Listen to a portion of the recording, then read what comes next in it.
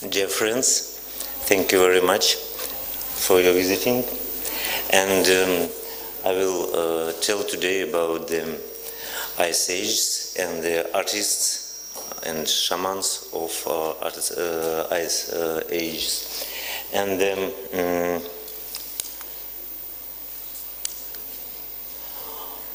you know that in the Ice Age, in the time of Paleolithic, it was the first arts in the history of human, in the history of Homo sapiens.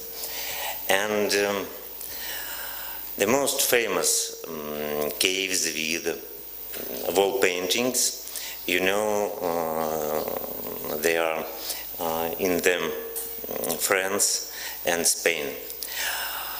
But in distance of 5,000 kilometers in the Urals mountains, we can see another cave with Upper Paleolithic wall paintings. Why we think that the people who made images, who made pictures in caves, were the mammoth hunters. You know that it is a great discussion about them, mammoth hunting, where people can kill, can hunt to the mammoth, or he can't do it. And in our part of Russia, in Siberia, we can see the evidence that people in the Ice Age, in the Upper Paleolithic, really had hunting mammoth. You can see the thoracic vertebra with a little stone from maybe arrows, maybe another weapon that killed the mammoth, because these thoracic vertebrae are not far from the heart, and the people of Upper Paleolithic killed this mammoth nearly 14,000 years. It's very interesting that this stone was not from Siberia. These weapons were made from stone that were taken in the Urals mountain. And we know that in different French caves, artists, Paleolithic artists, they draw different animals, for example, bisons, horses, and they can drawings some features of behavior of these animals. And if we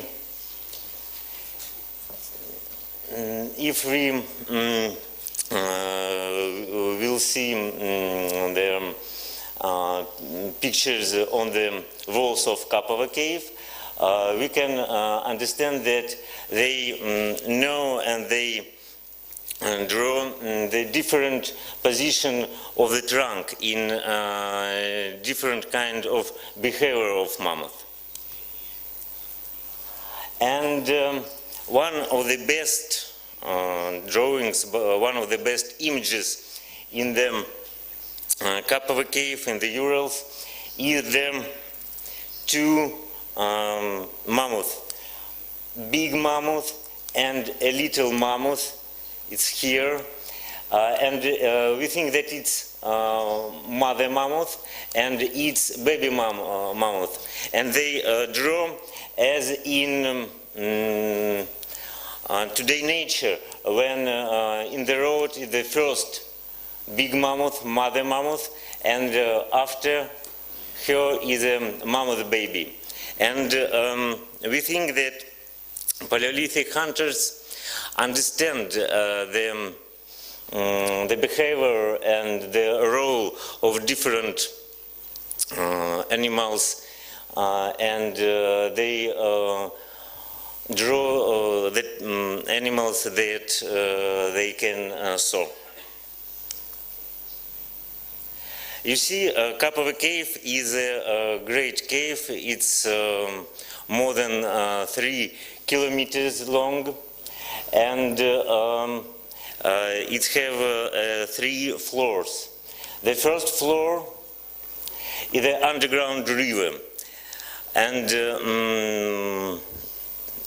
Paleolithic men never visited this floor, and today only divers can visit it.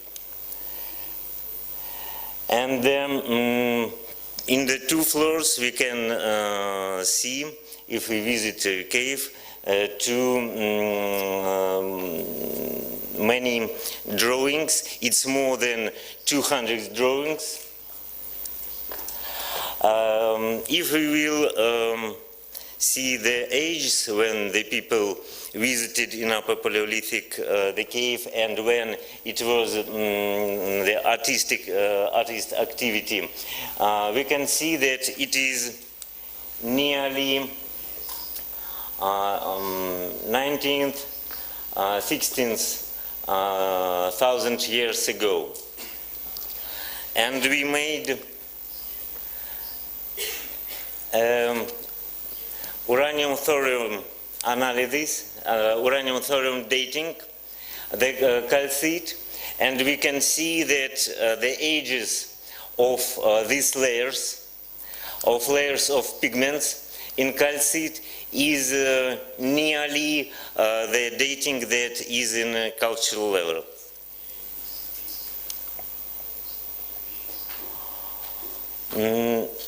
You know that if we will see the books about Paleolithic art, or we will see it in the internet, we can see a lot of images of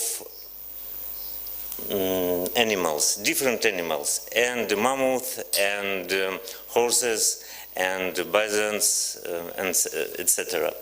But in reality, in the cave, the drawings of animal it is a little part of all drawings that we can see. Most of drawings, it is geometric scenes, but not animals, and we don't know what is the geometric scenes.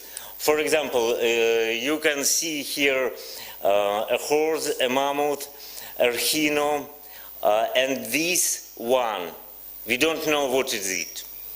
It's something, but many people think that these things were drawings by shamans, and it is something that they saw after mushrooms. But the cave is very, very hard to visiting, and we can't think that shamans after mushrooms can climb walls, can climb for 10, for 15 meters upper, and we think that every such panel made but one group of Upper Paleolithic hunters. And of course, in today, we don't know why they do it.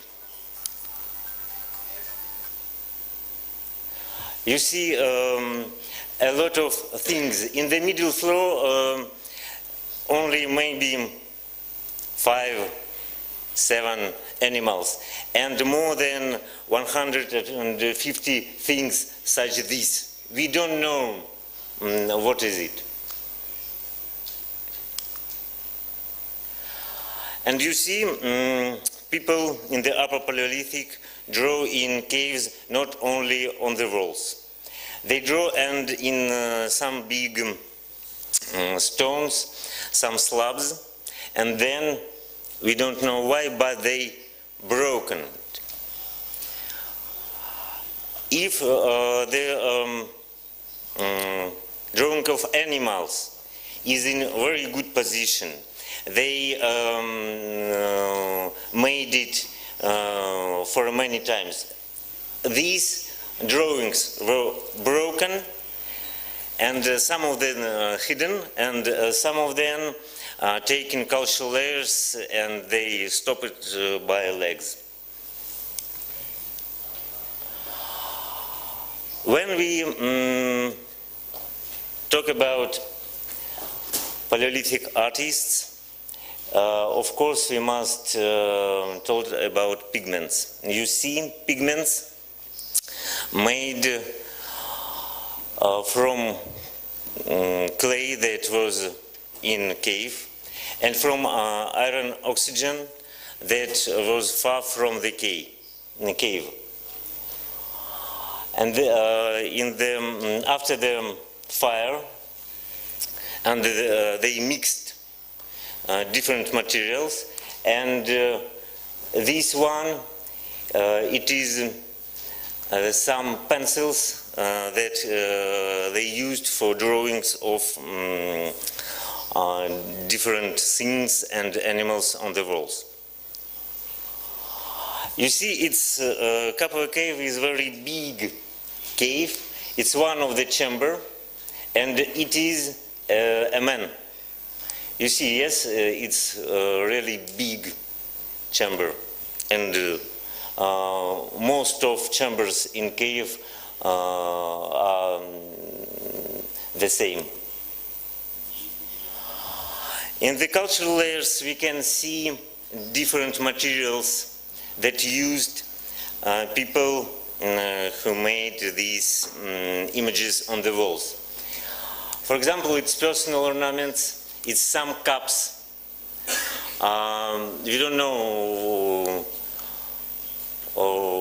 in what way they used it, but it's very interesting that these things, these objects made from serpentine and from serpentine raw materials, and these materials are not far from the Kapova cave. It's nearly 150 kilometers. And in the same distance are the materials for stone subjects, for different knives and etc. And you see, in the same region, people take the stone that we found in a thoracic vertebra of mammoth in Siberia. But not all items of personal ornaments made from the stones. Some of them made from shells. And these shells we can find, and Paleolithic men could find only a distance at least 500 kilometers. It's a very big distance, and for today, you understand it. And for Paleolithic men who haven't bikes, who haven't cars, it was, as we think today, is a really great distance.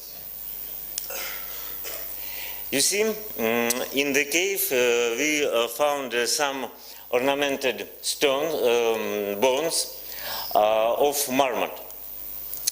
This marmot, it's a big animal, not as, of course, not as a cave lion or cave bear, but he's big. And you see, people never lived in the caves where we can see wall paintings, but they take with them some kinds of breakfast, as chicken today, for example, when they go to to these caves, and they took for caves only marmot bones, marmot parts with meat, of course, and hairs. It was some breakfast or little dinner. You see, one of the best subject from cave is a lamp. We think that maybe it's not lamp, maybe it's some cup from burnt clay. We know that pottery appear in Neolithic period, after the Neolithic revolution, when the people who become made in agriculture, they needed in some vessels.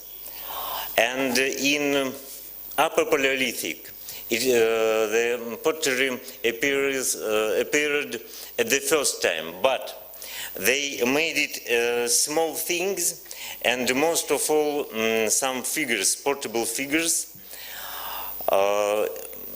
It's portable art, but not pottery vessels and in Neolithic period.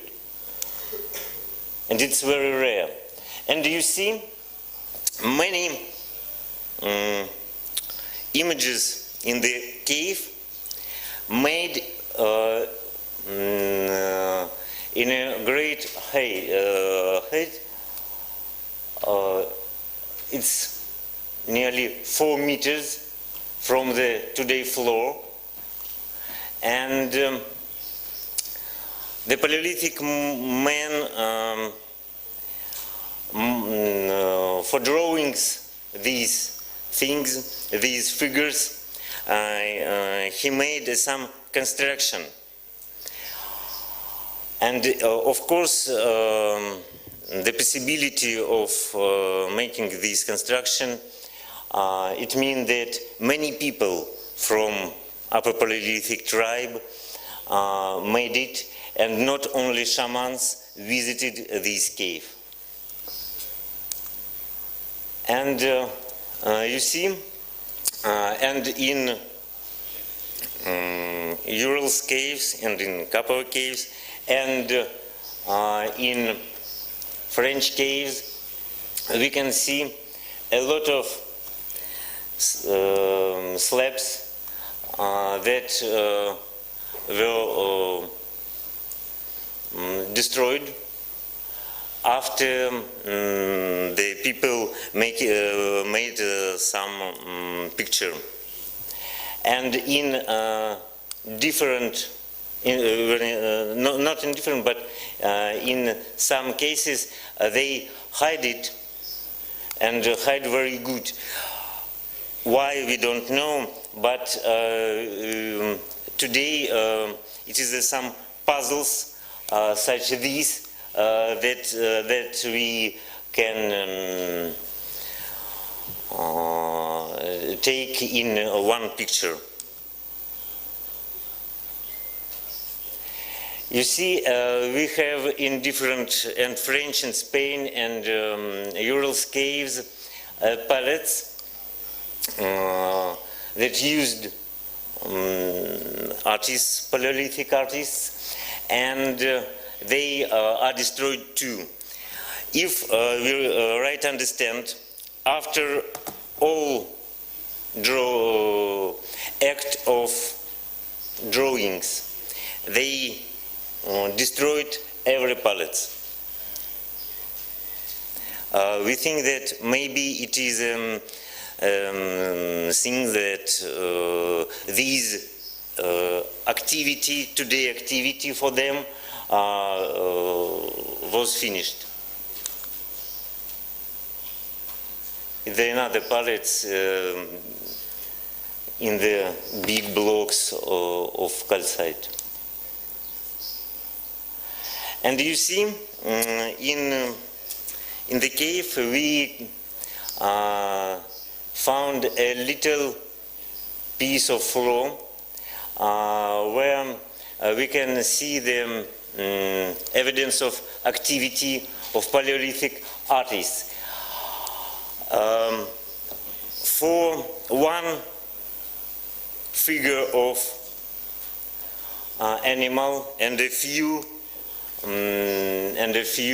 things, he take a lot of pigments, nearly 2 kilograms. It's really a lot of, and he sit down here. He sit down in this place. It was pigments, red ochre, and then after he go away, and we can say in archaeological material that people never go to these big blocks. They never visit it. We don't know. It's act for one time work and for one time looking for. And you see, the another very difficult to understanding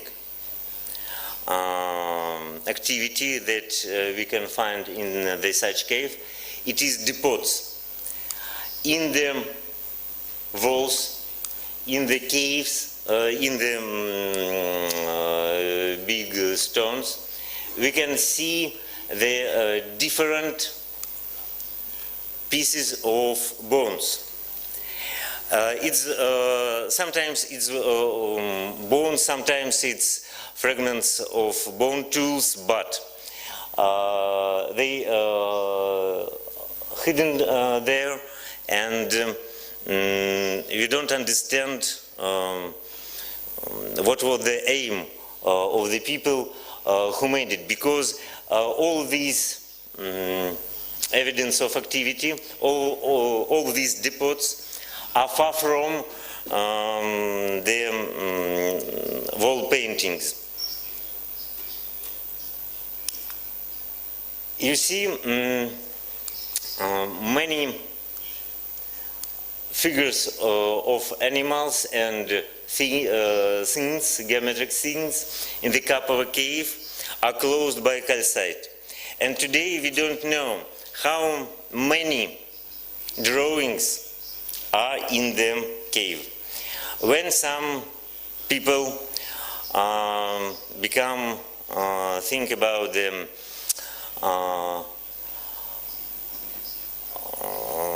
idea that if we can see only 5 mammoths and 10 horses, it means that horses were the main and the mammoth were not main figure, and etc., etc., etc.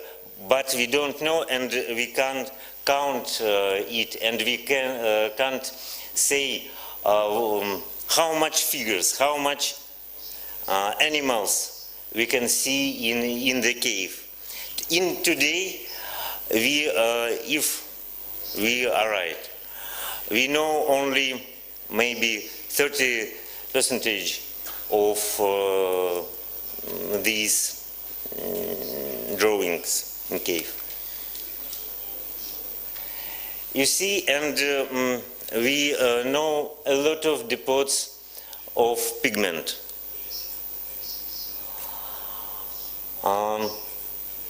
It's many kilograms of pigments that we can see in some big stones, and when we study these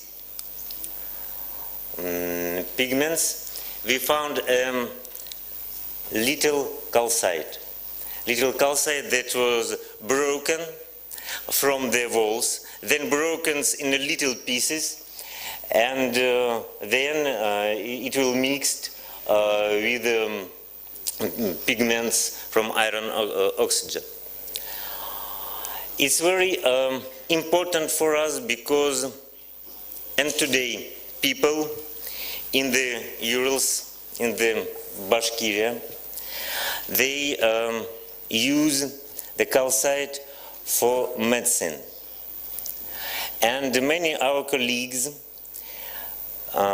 think that, and Upper Paleolithic people used it for only for medicine goals. But today we think that it was more difficult, more big practices, and some part of this calcite that was broken from the wall used for making pigments.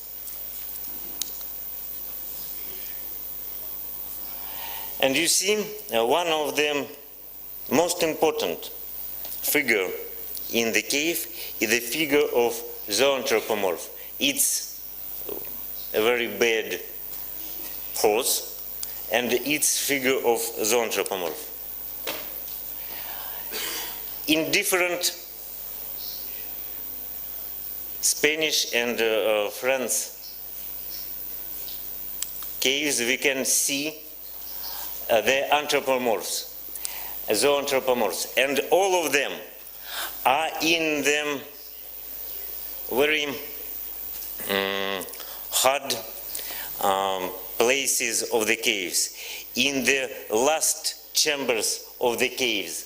And in the Kapova cave, the figure of zoanthropomorph is the two in the last chamber, in the last wall of the chamber. And the style of this zoanthropomorph said for us that the people who made this figure understand the importance of the idea of zoanthropomorph. And the different traces of activity, different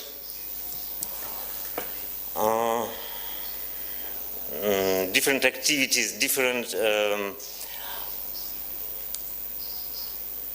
figures of the same animals, and in France and Spain, and in Kapova cave and the other caves in the Urals in the Russia, said for us that the people who made drawings in the Urals come from the Western Europe. It's nearly 5,000 kilometers. For Paleolithic, it's a great distance. And the people who come to the Urals, they made this way not for a very, very long time, because they remembered how they must organize a sanctuary in the cave. They remembered style, and they remembered all activities that they must made in the cave. You see, this migration, this long-distance migration, is very surprising for us. And but 5,000 kilometers, it's not the most long distance migration in the Europe in Upper Paleolithic. You see, I think that you know the Paleolithic Venus.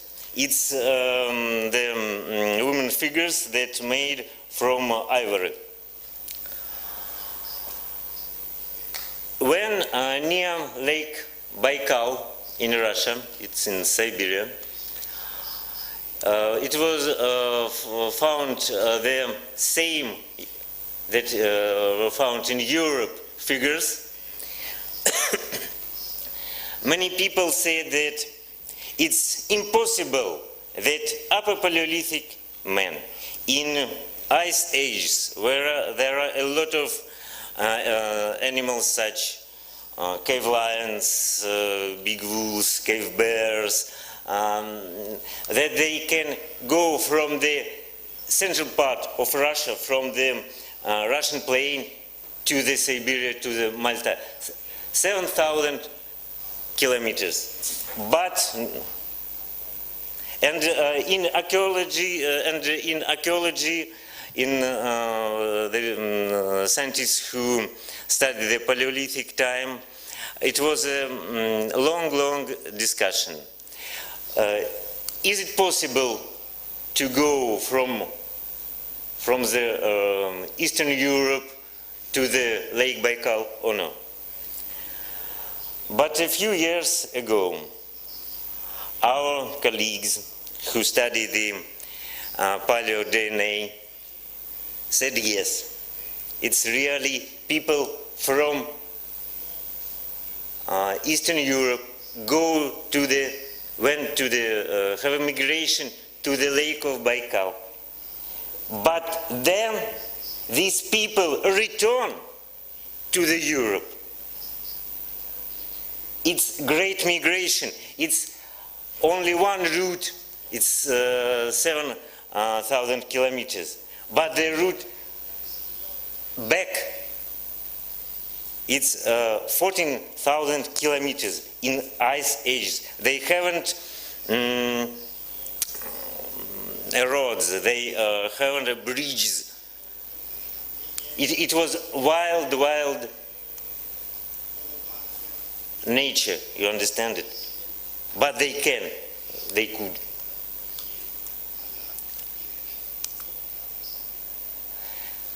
And it is the last. Kapova cave was the sanctuary place not only for people of ice ages. It was sanctuary for people who lived 10,000 years later. You know that all people who live today in the Europe, they have one base people who come to the all Europe nearly 5,000 years, and they were first who have wagons, and they killed all people who lived before them. And all people today, and from Greece, and from Russia, and from Great Britain, and from France, it is the people, they are all far from their brothers and sisters. And it is the great migration that we can see, and this migration, the first steps of this migration of Indo-Europeans was in the Urals, and the traces of these first people, we can see it in the Kapova cave. And you see the Urals and the caves of Urals is very